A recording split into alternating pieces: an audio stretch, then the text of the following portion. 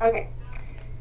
So first, I'm really excited. I was disappointed initially because I couldn't find Not For Ourselves Alone, a video clip that I've been showing forever. I couldn't find it on YouTube. It wasn't on the Canopy service that I've been using to on SAG. And it does such a good job of setting up the 14th, 15th Amendment, and then the split between among the women's rights movements. But then I found it on a whole other service that Not SAC offers. So you will get to watch that clip. It's about 10 minutes. But I still want to explain things to you because the clip does a great job. But this is kind of a pretty big shift in women's history, right? First we had Seneca Falls, where women said they want the right to vote. And then here they're going to split. So what happens is the 13th Amendment abolishes slavery. And then the 14th Amendment, you've got that on your outline. The 14th Amendment does two really important things. It establishes birthright citizenship, and then it creates due process under the law. So it's an attempt to deal with the black codes that you just looked at in one of the film clips above.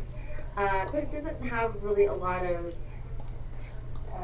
teeth, if you will, until more recently. You'll see it in 1954 with the Brown v. Board Act that we'll get to when we get to the Civil Rights Movement. And then in your lifetime, you saw it with same-sex marriage in 2015.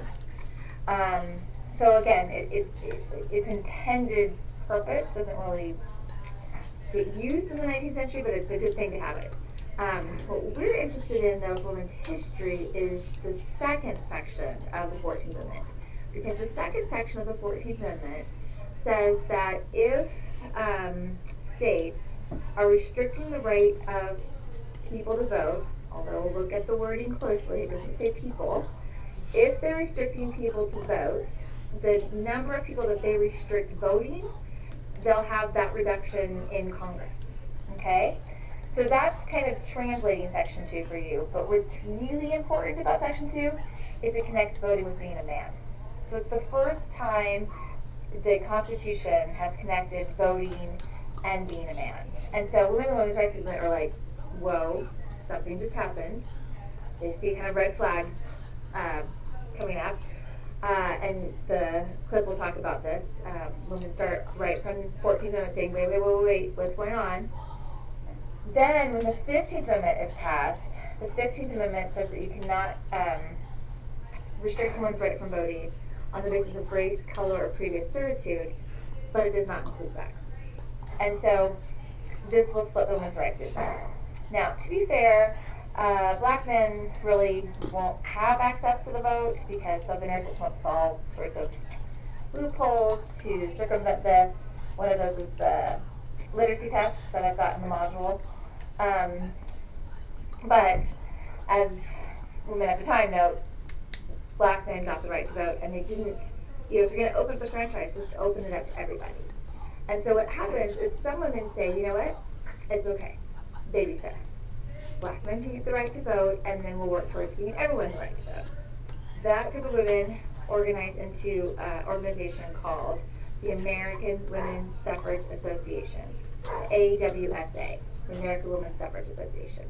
The AWSA accepts the 15th Amendment. They think that the way that we're going to have to work to get the right to vote is state by state. And their methods, you'll see, are going to tend to be a little bit more conservative. Although I'm always hesitant to call them conservative because they're talking about giving them the right to vote, and that's a pretty radical thing in this period. And then the other group of women that say no, like if you're going to give people the right to vote, like just give it to everybody. That group of women organized under the name the NWSA, or the National Women's Suffrage Association. And the NWSA, they don't accept the 15th Amendment. They think that the fastest way we're going to get the right to vote is to work at the federal level. And you're going to see in a couple lectures, the methods are pretty radical. The NWSA has names that sound more familiar to you. Has Elizabeth Cady Stanton, Susan B. Anthony, and Sojourner Truth. Whereas the AWSA, certainly active women at the time that might not sound as familiar to you, the woman who heads up the AWSA, her name was Lucy Stone.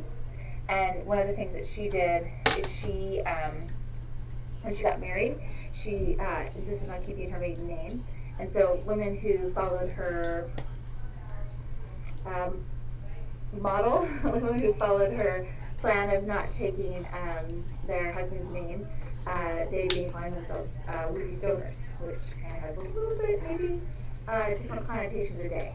So again, you're going to watch a film clip that's going to look at the NWSA and the AWSA and the debates of the 14th and 15th Amendment. I often think when I watch that, like, which side road I have fallen in this split, because the thing to think about is when you split a movement, you weaken a movement. So again, the women that are the key instigators here will be dead when we get the right to vote in 1920. So again, kind of how long this movement takes. All right, if you've got questions, you can put those in the discussion module that goes with this lecture. Take care.